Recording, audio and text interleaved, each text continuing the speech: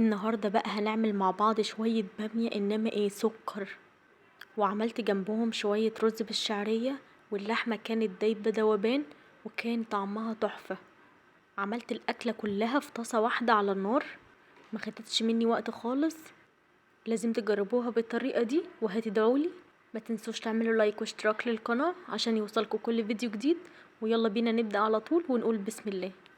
في طاسة على النار هحط فيها معلقة كبيرة من السمنة، ولما تسخن هنزل عليها باللحمة تتشوح كويس، بس ما تقلبوهاش في الاول على طول، سيبوها تاخد لون من تحت الاول وبعد كده قلبوها على الجنب التاني. دلوقتي هنزل ببصلة متقطعة جوليان يعني شرايح رفيعة، ومعاها فصين توم مقطعاهم برضو شرايح، وكمان قرنين فلفل متقطعين قطع صغيرة. ولو بتحبوا الاكل سبايسي ممكن تضيفوا فلفل حراق عادي. هنضيف ورق لورا وكمان عود قرفة ونقلب لحد ما البصل يدبل معانا. هنا بقى السر معلقة صغيرة من السكر علشان البصل يتكرمل وياخد طعم حكاية.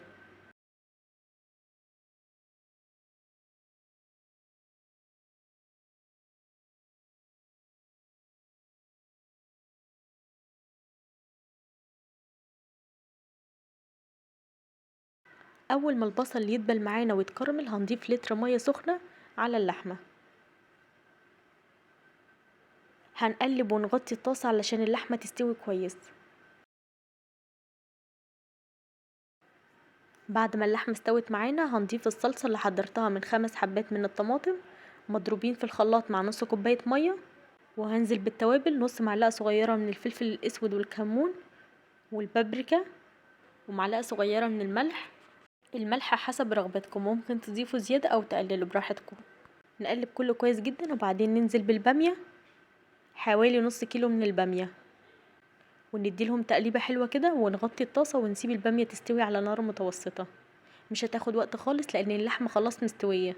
قولولي بقى بتحبوا تطبخوا البامية بنفس الطريقة دي ولا ليكوا طريقة مختلفة؟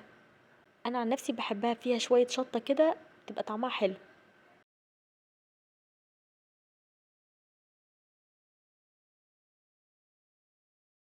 بجد ريحتها وهم قدمتها مع الرز بالشعرية بيبقى طعمه تحفة. وانا بقلبها كده عايزة اقولكوا ان البامية دي من الاكلات اللي ليها ذكريات معانا كلنا. بصوا بقى على شكل البامية، لونها تحفة وريحتها تجنن يا جماعة. قدمتها مع الرز بالشعرية. انا عملت معاكم الرز بالشعرية قبل كده، هسيب لكم اللينك في الوصف. جربوها وقولولي رأيكم في الكومنتات، واستنوني في وصفة جديدة. ما تنسوش تعملوا لايك واشتراك للقناة عشان يوصلكوا كل فيديو جديد. ومع السلامة يا حلوين، اشوفكم في وصفة جديدة.